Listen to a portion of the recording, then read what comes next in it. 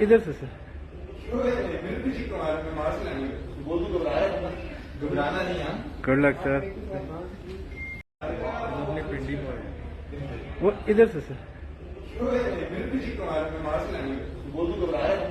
گھبرانا نہیں ہے. Good luck سر. کھلاڑی تھے جن میں ٹیلنٹ بھی اتنا زیادہ نہیں ہوتا تھا، لیکن ان کی ایسپریشنز بہت زیادہ ہوتی تھی.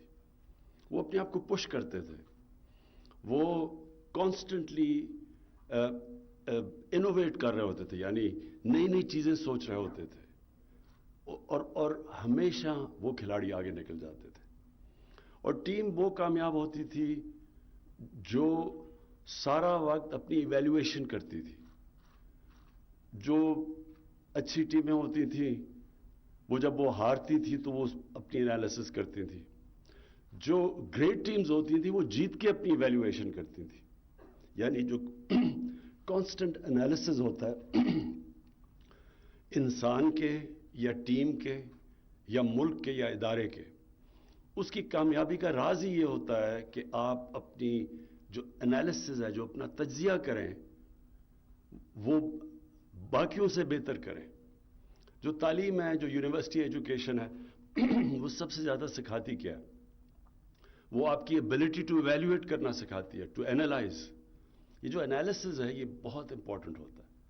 یہ جو آج ٹارگٹس آپ نے خود ہی طے کیے اور جن کی ہم ایویلیویشن کریں گے، جو منسٹرز ہیں جنہوں نے جو انشاءاللہ بڑا اپنا نام بنائیں گے، وہ اپنے ٹارگٹس کو ایکسیڈ کریں گے. اور یہ اپنی ٹیم کے لیے ایک اور میں چیز کہنا چاہتا ہوں کہ دیکھیں، ہم ریئلائز نہیں کرتے کہ اللہ نے ہمیں کتنا پوٹینشیل دیا.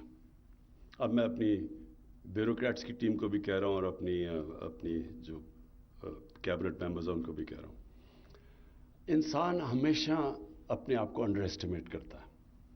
اللہ نے جب اشرف المخلوقات انسان کو دیا اور فرشتوں کو کہا کہ اس کے سامنے جھکو، یہ بڑی امپورٹنٹ چیز سمجھنے کی ہے کہ فرشتوں نے جب شیطان کو، اس کا تو یہی جرم تھا نا، اس نے کہا کہ میں تو آگ کا بنا ہوں، میں اس کے مٹی کے سامنے کیوں جھکوں؟ تو اللہ نے کہا تمہیں بھی نہیں پتا کہ میں نے اس کو کتنی صلاحیت دی ہے، کتنی نالج دی ہے. ہمیں خود ہی نہیں پتا ہوتا، ہم اپنے آپ کو انڈر ایسٹیمیٹ کرتے ہیں. ہم اپنے ٹارگٹس ہی بڑے لو سیٹ کرتے ہیں، اور پھر جب مشکل وقت آتی ہے ہم ہار جلدی مان جاتے ہیں. ہم ہار مان جاتے ہیں کہ جی یہ ہو ہی نہیں سکتا. تو جو میری زندگی کا تجربہ ہے، اور وہ کرکٹ سے شروع ہوا، کہ جب تک آپ ہار نہیں مانتے، ہار آپ کو ہرا نہیں سکتی. جب جو میرا کرکٹ کا تجربہ تھا وہ میں نے شوکت خانم ہاسپٹل میں، مجھے اس کا بہت فائدہ ہوا. یا ڈاکٹر فیصل سلطان ہے جو شروع سے میرے ساتھ تھے، اور رزاق داؤد اور یہ شوکت ترین، یہ بورڈ میں تھے شوکت خانم کے. یہ میرے خیال میں شوکت اور رزاق دونوں اس بورڈ میٹنگ میں تھے. ہم نے جب سارے لاہور کے ٹاپ ڈاکٹرز کو بلایا کہ 3 سال ہم کوشش کرتے رہے، میں کوشش کرتا رہا، سمجھ ہی نہ آئے کہ ہم شروع کدھر سے کریں کینسر ہاسپٹل بنانا. تو ہم نے لاہور کے ٹاپ ڈاکٹرز کو بٹھایا، ان سے ہم نے ڈسکشن کی، بتایا کہ یہ میرا ویژن ہے، یہ میں ہاسپٹل بنانا چاہتا ہوں، کینسر کا ہاسپٹل، اور غریبوں کے لیے مفت علاج کرنا چاہتا ہوں. تو مجھے ابھی بھی یاد ہے وہ 20 ڈاکٹرز تھے، 19 نے کہا کہ نہیں بن سکتا. مجھے ابھی بھی یاد ہے رزاق کی شکل کے اوپر کیا ہوا اور شوکت ترین کے اوپر کیا گزری جب 19 نے کہا نہیں بن سکتا. ایک نے کہا کہ بن جائے گا لیکن آپ غریبوں کا کینسر کا مفت علاج نہیں کر سکتے. اور پہلی بورڈ میٹنگ ہوئی، وہ بھی یہ دونوں کو پتا ہوگا،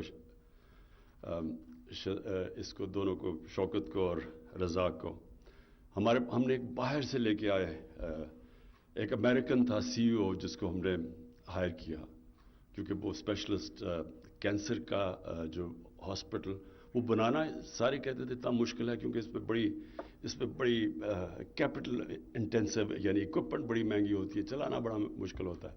تو پاکستان میں ایکسپرٹیز نہیں تھی. اس نے، مجھے ابھی یاد ہے، پہلی بورڈ میٹنگ میں اس نے کہا کہ اگر آپ نے 5% سے زیادہ مریضوں کا مفت علاج کرنے کی کوشش کی، یہ ہاسپٹل 3 مہینے میں بند ہو جائے گا.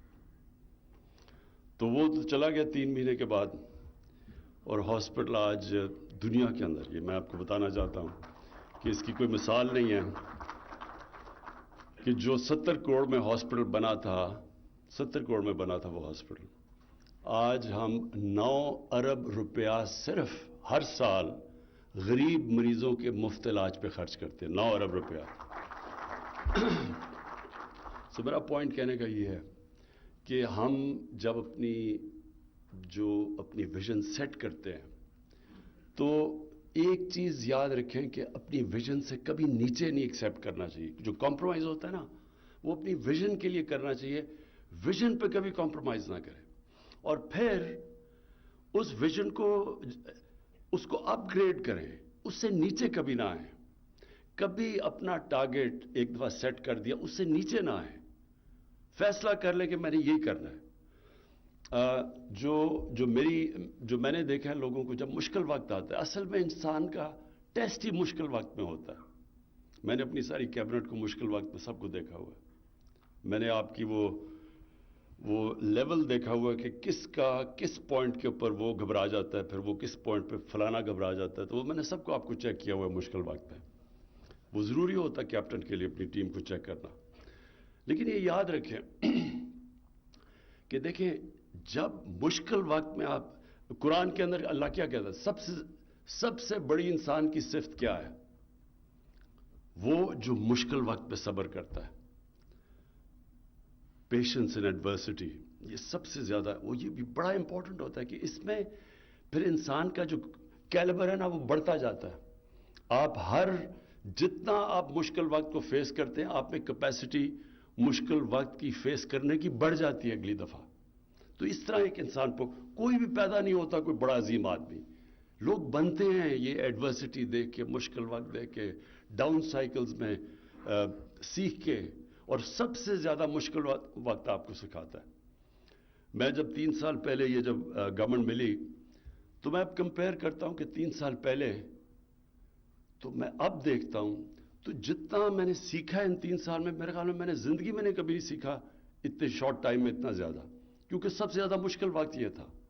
اور یہی میں اپنی کیبنٹ کو یہ کہنا چاہتا ہوں کہ یہ بڑا اچھا یہ سٹیپ لیا ہم نے کہ اب ہمارے پاس کوارٹرلی ٹارگٹس ہوں گے، لیکن کوشش کریں کہ ان کو ایکسیڈ کریں. دیکھیں، آپ کے لیے بہت بڑی اپرچونٹی ہوتی ہے ایز فیڈرل منسٹر. یہ بہت بڑی اپرچونٹی ہوتی ہے ایکسیل کرنے کی. جو قرآن میں اللہ کہتا ہے کہ انسان کو وہی ملتا ہے جس کے لیے وہ محنت کرتا ہے. جتنی وہ سٹرگل کرتا ہے وہی ملتا ہے. تو آپ جتنی سٹرگل کریں گے آپ اتنا اوپر چلے جائیں گے. تو جو سٹرگل نہیں کرتا، یہ دنیا کی تاریخ میں آج تک کوئی انسان اوپر آیا ہی نہیں جس نے محنت نہیں کی. اگر آج یہودی دنیا کے اوپر سب سے تھوڑے سے یہودی دنیا کو کیا کہیں، سب سے طاقتور کمیونٹی ہے، سب سے زیادہ پڑھے لکھے لوگ یہودی ہیں. ہر چیز میں، ہر یونیورسٹی امریکہ میں چلے جاؤ، وہاں پر وہ بیٹھے ہوئے ہیں.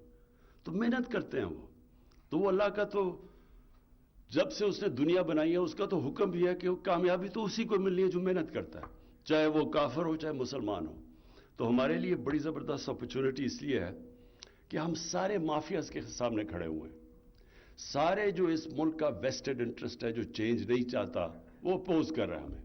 اب اس سے زیادہ چیز کیا ہو سکتی ہے کہ ای وی ایم مشینز کو اپوز کر رہے ہیں. اب سوچیں، یعنی اس سے ہمیں کیا فائدہ ہے ای وی ایم مشین سے؟ کوئی آج تک، ہر الیکشن متنازع ہوتی ہے. ہر الیکشن چھوڑے، سینٹ کی الیکشن جدھر کوئی 1500 ووٹ ہوتی ہے وہ بھی متنازع ہو جاتی ہے. لیکن کسی نے آج تک یہ نہیں بتایا جو گورنمنٹ میں آتا ہے کہ اس کو اب ہم نے کیسے ٹھیک کرنا ہے. کیا ہم نے اسی طرح چلتے رہنا؟ کیوں باقی دنیا میں، جرمنی وغیرہ الیکشن، کیوں وہاں شور نہیں مچتا؟ پہلی دفعہ امریکہ میں نے دیکھا تھا شور مچا، اور وہ بھی کیونکہ ان کا سسٹم اتنا ٹھیک تھا، ایک دم ختم ہو گیا. یہاں ہر 1970 کے بعد ہر الیکشن میں کوئی جو ہارتا وہ کہتا دھاندلی ہو گئی. اب ہم ایک سسٹم لے کے آ رہے ہیں جو کہ بڑا آبویس ہے کہ یہ اگر جتنے بھی پاکستان کے مسئلے ہیں وہ حل کر دے گا ای وی ایم. اب اس کے اوپر کیسے کوئی ایکسیپٹ نہیں کر سکتا، سوائے اس کے کہ وہ لوگ جو ایک کرپٹ سسٹم سے بینیفٹ کر رہے ہیں وہ اس کو اپوز کر رہے ہیں. یہ کسی کو فائدہ تو پہنچا ہی نہیں سکتا. یہ تو بڑا سمپل چیز ہے کہ الیکشن ہوا, بٹن پریس کیا, رزلٹ آ گیا, اور سارے پرابلمز ہمارے الیکشن پولنگ کلوز کرتے ہیں اس کے بعد آتے ہیں سارے پرابلمز. لیکن اگر اس کو اپوز کر رہے ہیں تو آپ سمجھ جائیں کہ ہمارا یہ چیلنج کتنا بڑا ہے. یہ جو لوگ یہ اس ملک میں کون ہیں جو اس ملک کو چینج نہیں ہونے دیتے؟ یہ چھوٹا سا ویسٹڈ انٹرسٹ ہے, یہ تھوڑے سے لوگ ہیں, یہ بینیفٹ کر بیٹھے ہیں اس کرپٹ سسٹم سے, اور وہ سب سے بڑے ہمارے دشمن ہیں. تو اس لیے آپ کی بہت بڑی ذمہ داری ہے. اور یہ جو آخری 2 سال ہیں یہ کرٹیکل ہے ہمارے لیے, کیونکہ ہم نے بیسکلی پہلا سال تو سروائیو کیا ہم نے. دوسرے سال میں یہ جو ہم نے چیلنجز لیے, یعنی ایک طرف اکانومی سنبھال لی ہے, دوسری طرف کرونا آ گیا, اور جس طرح وہ ہینڈل کیا گیا, میرے نہیں خیال میں کہ ہم نے وہ کریڈٹ لیا ہے جس طرح ہم نے کووڈ-19 کو جس طرح ہم نے فیس کیا ہے. میں نہیں سمجھتا کہ ہم نے پوری طرح, ہماری گورنمنٹ نے اس کا صحیح معنی میں اپریشیٹ کیا ہے کہ کس طرح کی کتنے مشکل فیصلے تھے, کتنا پرابلم تھا یہ جو بیلنس کرنا ہے 2 مشکل راستے میں. لوگوں کی جانیں بھی بچانی ہیں, اکانومی بچانی ہے, اور اس میں پھر جو چیلنجز تھے. تو ہم نے بڑی مشکل وقت سے نکل کے یہاں آئے ہیں. اب انشاءاللہ ہمارا ٹائم ہے کہ ہم یہ سال پوری محنت کر لیں, تو انشاءاللہ یہ ہم ادھر پہنچ جائیں گے کہ آپ کو جو لوگ کہتے ہیں جی میرے حلقے کے لیے ایم این اے کہتا ہے جی مجھے پیسے ڈیولپمنٹ فنڈ اگر نہیں ملے تو میں ہار جاؤں گا. کبھی آپ ڈیولپمنٹ فنڈ سے نہیں جیتیں گے, آپ گورنمنٹ کی پرفارمنس سے انشاءاللہ ہم جیتیں گے. اور میں جو اپنے جو ہمارے صوبے ہیں کے پی اور پنجاب میں, اور اب تو گلگت بلتستان اور آزاد کشمیر, لیکن جو اصل بیٹل ہے وہ اس وقت پنجاب کی ہے. اور پنجاب میں لوگ بڑے یہ کہتے ہیں کہ جی دیکھیں آپ نے بڑے چینجز کر دیتے ہیں, یہ آپ فریکوینٹ چینجز ہیں. چینجز کا کوئی آخر میں یاد نہیں رکھے گا آپ نے چینجز کتنے کیے. لوگ یہ یاد رکھیں کہ آخر میں 5 سال میں آپ نے ریزلٹس پروڈیوس کیے یا آپ نے نہیں کیے, آپ نے گورننس سسٹم بہتر کی یا نہیں کی. تو وہ ہمارے لیے چیلنج ہے. اور انشاءاللہ اگر ہم نے یہ آخری 2 سال پورا زور لگا دیا, اپنے جو بھی ہم نے اپنے آپ کو ٹارگٹ سیٹ کیا ان کو ایکسیڈ کر دیا, تو انشاءاللہ یہ پارٹی اور مضبوط ہو کے, ہماری کولیشن گورنمنٹ اور مضبوط ہو کے انشاءاللہ آگے آئے گی. ارباب, شہزاد ارباب, آپ کو پھر سے میں خراج تحسین پیش کرتا ہوں. اسلام آباد میں پرفارمنس ایگریمنٹ پر دستخط کی تقریب ہو رہی تھی. معاون خصوصی اسٹیبلشمنٹ شہزاد ارباب تقریب سے خطاب کر رہے تھے.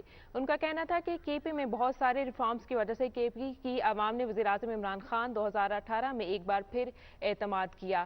اس تقریب میں وزیراعظم عمران خان بطور مہمان خصوصی شریک تھے, اور ایگریمنٹ پر دستخط کے بعد تقریب سے خطاب کرتے ہوئے وزیراعظم عمران خان کا کہنا تھا کہ حکومت میں ہوتے ہوئے ضروری ہے کہ ہم اپنی کارکردگی کا جائزہ لیتے رہیں. اللہ نے اس ملک کو بہت سی صلاحیتوں سے نوازا ہے. مسلسل جدوجہد کرنے والا ہی زندگی میں کامیاب ہوتا ہے. اس کے علاوہ ان کا کہنا تھا کہ زندگی میں جیت ہو یا ہار, ہمیشہ اپنی کارکردگی کا